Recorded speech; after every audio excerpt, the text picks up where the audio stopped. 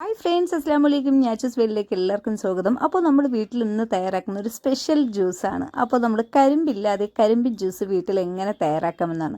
അപ്പോൾ ഒത്തിരി പേര് വീഡിയോസൊക്കെ ഇട്ടപ്പോൾ തന്നെ ഒന്ന് നോക്കിയിരിക്കുകയായിരുന്നു, ഒന്ന് ചെയ്തു നോക്കണം കരിമ്പില്ലാത്ത കരിമ്പിൻ ജ്യൂസ് എങ്ങനെ തയ്യാറാക്കണമെന്ന്, ഇങ്ങനെയായിരിക്കും ടേസ്റ്റ് എന്നൊക്കെ.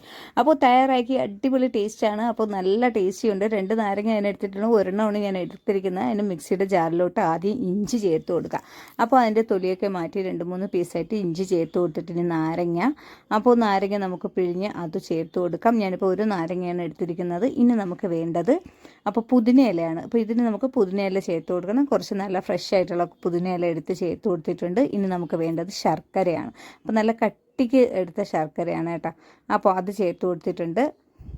അപ്പോൾ ഇതിങ്ങനെ ഉരുക്കി അരിച്ചെടുത്തതാണ്. പിന്നെ നമുക്ക് വെള്ളം, അപ്പോൾ ഇത് ഇത്രയാണ് വേണ്ട. പിന്നെ നാരങ്ങയുടെ ഒരു പീസ് നമുക്ക് ഇതിലോട്ട് ചേർത്ത് കൊടുക്കാം. ഇപ്പോൾ ഞാനിപ്പോൾ അത് ചേർക്കാതെയാണ് അടിച്ചെടുത്തിരിക്കുന്നത്. നല്ലതുപോലെ മിക്സിയിലിട്ട് അടിച്ച് പതിച്ചെടുത്തതാണ്ട് ഇതുപോലെ അരിച്ചെടുക്കുക.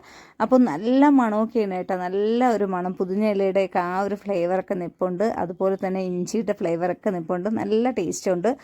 പ്രത്യേകിച്ച് വേറെ ഒന്നും തോന്നിയില്ല, വേറെ കുഴപ്പങ്ങളൊന്നുമില്ല. നല്ല ടേസ്റ്റി ആയിട്ടുള്ളൊരു വെള്ളം തന്നെയാണ്. അപ്പോൾ എല്ലാവരും ട്രൈ ചെയ്ത് നോക്കാം. അപ്പോൾ ഇതുപോലെ ഗ്ലാസ്സിലോട്ട് പകർന്ന്, നമ്മൾ ഇതിൽ കസ്കസൊന്നും ചേർത്തിട്ടില്ല, ഐസ് ക്യൂബും ചേർക്കാതെയാണ്, നല്ല തണുത്ത വെള്ളത്തിലാണ് ഇത് ചേർത്തത്. അപ്പോൾ എല്ലാവരും ട്രൈ ചെയ്ത് നോക്കാം, നല്ല ടേസ്റ്റ് ഉണ്ട്. അപ്പോൾ ഇന്നത്തെ ഈ വീഡിയോ ചെറിയൊരു വീഡിയോ ആണ്. ഇഷ്ടമാവുകയാണെങ്കിൽ ലൈക്ക് ചെയ്യാനും ഷെയർ ചെയ്യാനും കമൻറ്റ് ചെയ്യാനും മറക്കരുത്. സബ്സ്ക്രൈബ് ചെയ്യാതെ കാണുന്നവരാണെങ്കിൽ ഒന്ന് സബ്സ്ക്രൈബ് ചെയ്ത് സപ്പോർട്ട് ചെയ്യുക.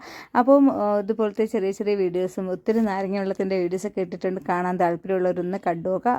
അപ്പോൾ പുതിയൊരു വീഡിയോയുമായി വീണ്ടും കാണാം.